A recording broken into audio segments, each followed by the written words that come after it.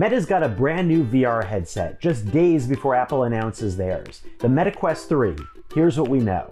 Mark Zuckerberg teased the Meta Quest 3 in the middle of a special Instagram post, right in the middle of a day that already had a bunch of VR games that were launching for the Quest. The Quest 3 was already known about. This was announced last year, and it's an update to the Quest 2, which is a VR headset that launched a couple of years ago and has been the best VR headset around, although that VR headset is starting to feel a little bit old.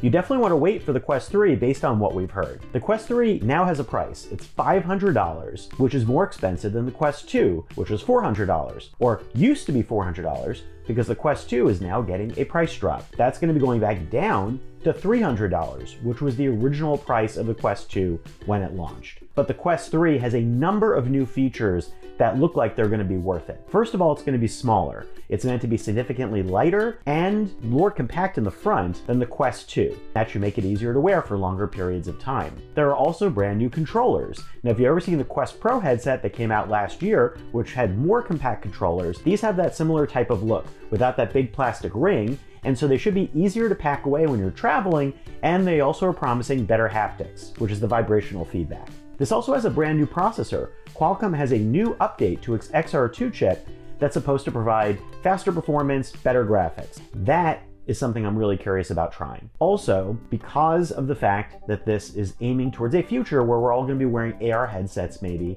that allow us to look at the world and overlay things, this has mixed reality capabilities. Now that means better color cameras that are on this headset plus a depth sensor, and so it means that this should be able to take VR and overlay it with video pass-through of what you see in the real world. This type of mixed reality has already been out there. The Quest 2 does some of it already, and the Quest Pro does it better. Also, there's the Vive XR Elite that came out earlier this year, and Apple's headset is supposed to be doing a whole lot of this. But it could position the Quest 3 as a really interesting, low-cost mixed reality headset.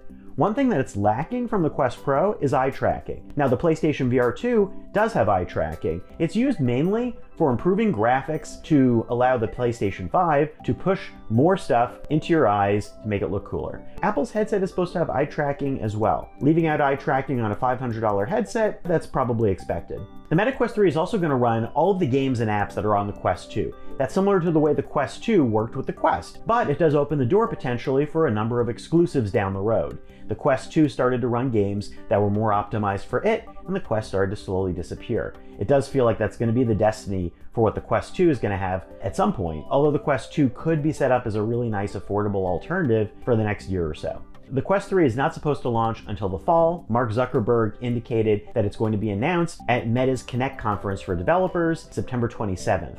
So that suggests a similar launch time to other Quest headsets in the past. And it could line up with when Apple's headset comes out, which we still don't really know all that much about at the time that I recorded this. But there are a number of VR headsets on the market at the moment, including the PlayStation VR 2, which we love, although it does require a PlayStation 5 to use it. The one advantage to the Quest 3 is it's going to be completely self-contained, and at that price, at $500, it could actually compete as a gaming console, which is where Meta has had success with the Quest already. Now there have been a lot of experiments into fitness and to work and to other applications for Meta, but it looks like Meta is leaning even more on gaming now, especially up against Apple and its more ambitious headset.